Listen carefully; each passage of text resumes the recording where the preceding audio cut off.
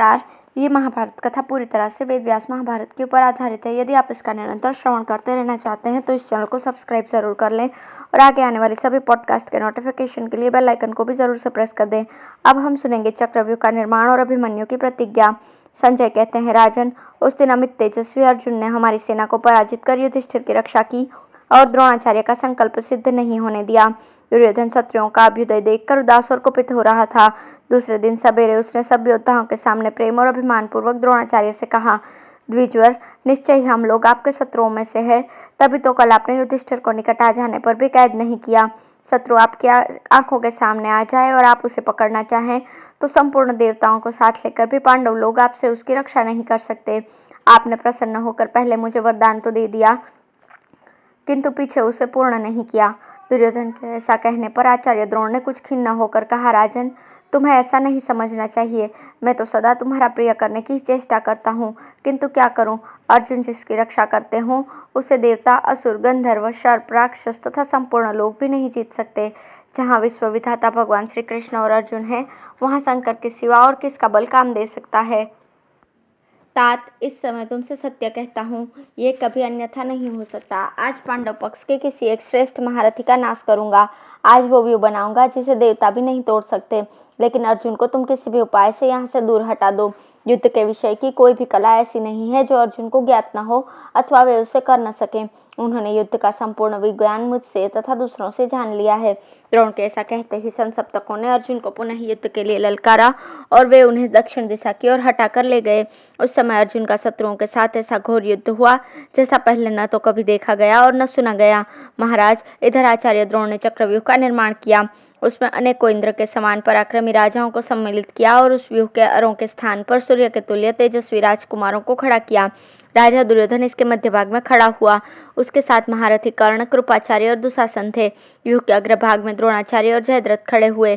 जयद्रथ के बगल में अश्वत्थामा के साथ आपके 30 पुत्र शकुनी, शल्य और भूरिश्रवा खड़े थे। तदंतर कौरवों और पांडवों में मृत्यु को ही विश्राम मानकर रोमांचकारी तुमुल युद्ध छिड़ गया। द्रोणाचार्य द्वारा सुरक्षित दीर्घर्ष व्यूह पर भीम को आगे करके पांडवों ने आक्रमण किया।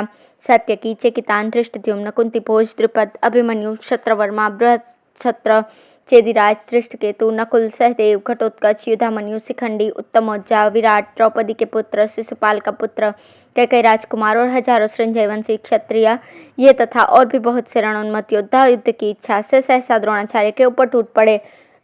उन्हें अपने निकट पहुंचा देखकर भी आचार्य द्रोण विचलित नहीं हुए। उन्होंने बाणों की वर्षा करके उन सभी वीरों को आगे बढ़ने से रोक दिया। उस समय हम लोगों ने द्रोण की भुजाओं का अद्भुत पराक्रम देखा कि पांचाल और संजय क्षत्रिय एक साथ मिलकर भी उनका सामना न कर सके। द्रोणाचार्य को क्रोध में भरकर आगे बढ़ते देख युधिष्ठिर ने उन्हें रोकने के विषय में बहुत विचार किया। द्रोण का सामना करना दूसरों के लिए अत्यंत कठिन समझकर उन्होंने इस गुरुतर कार्य का भार अभिमन्यु पर रखा। अभिमन्यु अपने मामा श्री कृष्ण और पिता अर्जुन से कम पराक्रमी नहीं था। वो अत्यंत तेजस्वी और शत्रु पक्ष के वीरों का संहार करने वाला था। युधिष्ठिर ने उससे कहा, बेटा अभिमन्यु, चक्रव्यूह के भेदन का उपाय हम लोग बिल्कुल नहीं जानते। इसे तो तुम, अर्जुन, श्री कृष्ण अथवा प्रद्युम्न ही तोड़ सकते हो। पांचवा कोई भी ऐसा नहीं है जो इस काम को कर सकता है। अतः तुम अस्त्र लेकर शीघ्र ही द्रोण के इस व्यूह को तोड़ दियो, नहीं तो युद्ध से लौटने पर अर्जुन हम लोगों को ताना देंगे। अभिमन्यु ने कहा, आचार्य द्रोण की ये सेना यद्यपि अत्यंत सुदृढ़ और भयंकर है, तथापि मैं अपने पितृवर्ग की विजय के लिए इस व्यूह में अभी प्रवेश करता हूँ। पिताजी ने व्यूह तोड़ने का उपाय तो मुझे बता दिया है, पर निकलना नहीं बताया है। यदि मैं वहां किसी विपत्ति में फंस गया तो निकल नहीं सकूंगा। युधिष्ठिर बोले, वीरवर, तुम इस सेना का भेदन करके हम लोगों के लिए द्वार तो बनाओ। पीछे जिस मार्ग से तुम जाओगे, तुम्हारे पीछे पीछे हम लोग भी चले आएंगे और सब ओर से तुम्हारी रक्षा करेंगे। भीम ने कहा, मैं, धृष्टद्युम्न, सात्यकी तथा पांचाल, मत्स्य, प्रभद्रक और कैकेयी देश के योद्धा ये सब तुम्हारे साथ चलेंगे। एक बार जहाँ तुमने व्यूह भंग किया, वहाँ के बड़े बड़े वीरों को मारकर हम लोग व्यूह का विध्वंस कर देंगे। अभिमन्यु ने कहा, अच्छा, तो अब मैं द्रोण की इस दुर्धर्ष सेना में प्रवेश करता हूँ। आज वो पराक्रम कर दिखाऊंगा जिससे मेरे मामा और पिता दोनों को ही कुलों का हित होगा। उससे मामा भी प्रसन्न होंगे और पिता भी।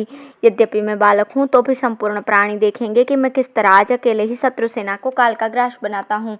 यदि जीते जी युद्ध में मेरे सामने आकर कोई जीवित बच जाए तो मैं अर्जुन का पुत्र नहीं, और माता सुभद्रा के गर्भ से मेरा जन्म नहीं हुआ। युधिष्ठिर ने कहा, सुभद्रा नंदन, तुम द्रोण की दुर्धर्ष सेना को तोड़ने का उत्साह दिखा रहे हो, इसलिए ऐसी वीरता भरी बातें करते हुए तुम्हारा बल सदा बढ़ता रहे। अब है अभिमन्यु का व्यूह में प्रवेश और पराक्रम। संजय कहते हैं, धर्मराज युधिष्ठिर की बात सुनकर अभिमन्यु ने सारथी को द्रोण की सेना के पास रथ ले जाने को कहा। जब बारंबार चलने की आज्ञा दी तो सारथी ने उससे कहा, आयुष्मान, पांडवों ने आप पर बहुत बड़ा भार रख दिया है, आप थोड़ी देर इस पर विचार कर लीजिए, फिर युद्ध कीजिएगा। आचार्य द्रोण बड़े विद्वान हैं, उन्होंने उत्तम अस्त्र विद्या में बड़ा परिश्रम किया है। इधर आप बड़े सुख और आराम में पले हैं तथा युद्ध विद्या में उनके समान निपुण भी नहीं है। सारथी की बात सुनकर अभिमन्यु ने उससे हंसकर कहा, सूत, ये द्रोण अथवा क्षत्रिय समुदाय क्या है? यदि साक्षात इंद्र देवताओं के साथ यहाँ आ जाए अथवा भूतगणों को साथ लेकर शंकर उतर आए तो मैं उनसे भी युद्ध कर सकता हूँ। इस क्षत्रिय समूह को देखकर आज मुझे आश्चर्य नहीं हो रहा है। यह संपूर्ण शत्रु सेना मेरी 16वीं कला के बराबर भी नहीं है। और तो क्या, विश्व विजयी मामा श्री कृष्ण और पिता अर्जुन को भी अपने विपक्ष में पाकर मुझे भय नहीं होगा। इस प्रकार सारथी की बात की अवहेलना करके अभिमन्यु ने इसे शीघ्र ही द्रोण की सेना के पास चलने की आज्ञा दी। यह सुनकर सारथी मन में बहुत प्रसन्न तो नहीं हुआ, परंतु घोड़ों को उसने द्रोण की ओर बढ़ाया।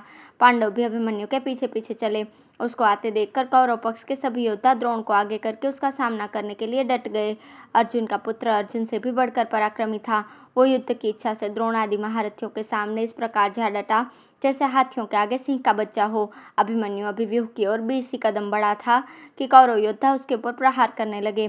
फिर तो एक दूसरे का संहार करने वाले उभय पक्ष के योद्धाओं में घोर संग्राम होने लगा। उस भयंकर युद्ध में द्रोण के देखते देखते व्यूह भेद कर अभिमन्यु उसके भीतर घुस गया। वहां जाने पर उसके ऊपर बहुत से योद्धा टूट पड़े, परंतु वीर अभिमन्यु अस्त्र चलाने में फुर्तीला था। जो वीर उसके सामने आए सबको अपने मर्मभेदी बाणों से मारने लगा। उसके पहने बाणों की मार पड़ने से घायल होकर बहुत से योद्धा धराशायी हो गए। मरे हुए वीरों की लाशों और उसके टुकड़ों से वहां की भूमि ढक गई। धनुष, बाण और ढाल, तलवार, अंकुश, तोमर आदि बहुत से शस्त्रों और आभूषणों से युक्त हजारों वीरों की भुजाओं को अभिमन्यु ने काट दिया तथा रथों को तोड़ डाला। उसने अकेले ही भगवान विष्णु के समान अचिंतनीय पराक्रम कर दिखाया। राजन, उस समय आपके पुत्र और आपके पक्ष के योद्धा 200 दिशाओं की ओर देखते हुए भागने की राह ढूंढने लगे। उनके मुंह सूख गए, नेत्र चंचल हो गए थे, बदन से पसीना बह रहा था, रोए खड़े हो गए थे। वे शत्रु को जीतने का साहस खो बैठे थे। अगर कुछ उत्साह था तो वहां से भाग जाने का। मरे हुए पुत्र, पिता, भाई, बंधु तथा संबंधियों को छोड़कर अपना प्राण बचाने की इच्छा से घोड़े और हाथियों को उतावली के साथ हाँकते हुए सब लोग भाग चले। अमित तेजस्वी अभिमन्यु के द्वारा अपनी सेना को इस प्रकार तीतर बीतर होते देखकर दुर्योधन अत्यंत क्रोध में भरा हुआ उसके सामने आया। द्रोणाचार्य की आज्ञा से और भी बहुत से योद्धा वहां आ पहुंचे और दुर्योधन को चारों ओर से घेर कर उसकी रक्षा करने लगे। इसी समय द्रोण, अश्वत्थामा, कृपाचार्य, कर्ण, कृतवर्मा, शकुनी, बृहद्बल, शल्य, भूरि, भूरिश्रवा, शल, पौरव और वृषसेन ने सुभद्रा कुमार पर तीखे बाणों की वर्षा करके उसे आच्छादित कर दिया। इस प्रकार अभिमन्यु को मोहित करके उन्होंने दुर्योधन को बचा लिया। जैसे मुंह का ग्रास छीन जाए उसी प्रकार दुर्योधन का निकल जाना अभिमन्यु से सहा नहीं गया। उसने बड़ी भारी बाण वर्षा करके घोड़े और सारथियों के सहित उन सभी महारथियों को मार भगाया तथा सिंह के समान गर्जना की। द्रोण आदि महारथी उसका सिंहनाद नहीं सह सके। वे रथों से उसको घेर कर बाण समूहों की वर्षा करने लगे, किंतु अभिमन्यु उन सब बाणों को आकाश में ही काट गिराता था और तुरंत तीखे बाण मारकर सबको बींध देता था। उसका यह पराक्रम अद्भुत था। उस समय अभिमन्यु और कौरव योद्धा एक दूसरे पर लगातार प्रहार कर रहे थे। कोई भी युद्ध से विमुख नहीं होता था। उस घोर संग्राम में दुस्सह ने 9 बाण मारकर अभिमन्यु को बींध दिया। फिर दुशासन ने 12, कृपाचार्य ने 3, द्रोण ने 17, विविंसति ने 70, कृतवर्मा ने 7, बृहद्बल ने 8, अश्वत्थामा ने 7, भूरिश्रवा ने 3, शल्य ने 6 और शकुनी ने 2 और राजा दुर्योधन ने 3 बाण मारे। महाराज, उस समय प्रतापी अभिमन्यु जैसे नाच रहा हो उसी प्रकार सब और घूम घूम कर सब महारथियों को 3-3 बाणों से बेधता जा रहा था। फिर आपके पुत्रों ने तो मिलकर जब उसे भय दिखाना आरंभ किया तो अभिमन्यु क्रोध से जल उठा और अपनी अस्त्र शिक्षा का महान बल दिखाने लगा। इतने में अश्मक नरेश ने पुत्र के बड़ी तेजी से वहां आकर अभिमन्यु को रोका और 10 बाण मारकर उसको बींध दिया। तब अभिमन्यु ने मुस्कुराते हुए उसे 10 बाण मारे और उसके घोड़ों, सारथी, ध्वजा, धनुष, भुजाओं तथा मस्तक को काटकर पृथ्वी पर गिरा दिया। अभिमन्यु के हाथ से अश्मक राजकुमार के मारे जाने पर सारी सेना विचलित होकर भागने लगी। तब कर्ण, कृपाचार्य, द्रोणाचार्य, अश्वत्थामा, शकुनी, शल, शल्य, भूरिश्रवा, क्राथ, सोमदत्त, विविंसति, वृषसेन, विशुसेन, कुंडभेदी, प्रदर्तन, वृंदारक, ललित, प्रबाहु, दीर्घलोचन और दुर्योधन इन सब ने क्रोध में भरकर अभिमन्यु पर बाण वर्षा आरंभ की। इन बड़े बड़े धनुर्धारियों के बाणों से जब अभिमन्यु बहुत घायल हो गया तो उसने कवच और शरीर को छेद डालने वाला एक तीखा बाण कर्ण के ऊपर चलाया। वो बाण कर्ण का कवच छेद कर बड़े वेग से उसके शरीर में घुसा और उसे वेद कर पृथ्वी में समा गया। उस दुस्सह प्रहार से कर्ण को बड़ी व्यथा हुई और वह व्याकुल होकर रणभूमि में कांप उठा। इसी प्रकार क्रोध में भरे हुए अभिमन्यु ने 3 बाणों से सुषेण, दीर्घलोचन और कुंडभेदी को भी मार दिया। तब कर्ण ने 25, अश्वत्थामा ने 20 और कृतवर्मा ने 7 बाण मारकर अभिमन्यु को घायल किया।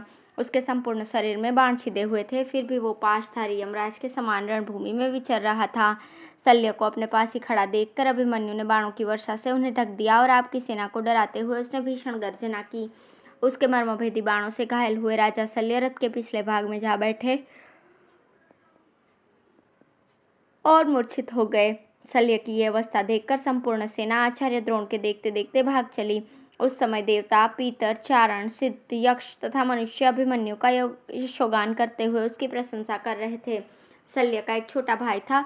उसने सुना था कि अभिमन्यु ने मेरे भाई मद्रराज को रणभूमि में मूर्छित कर दिया, तो क्रोध में भरकर बाण वर्षा करता हुआ वो उनके पास आया।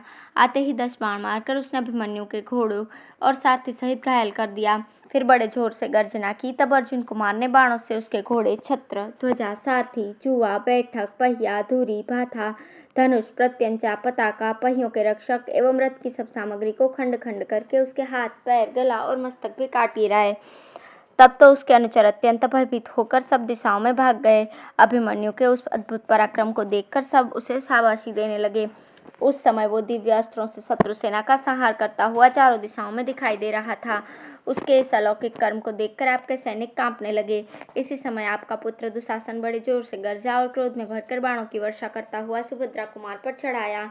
आते ही उसको अभिमन्यु ने 26 बाण मारे। अभिमन्यु और दुशासन दोनों ही रथ शिक्षा में कुशल थे। वे दाएं बाएं विचित्र मंडलाकार गति से चलते हुए युद्ध करने लगे। धन्यवाद।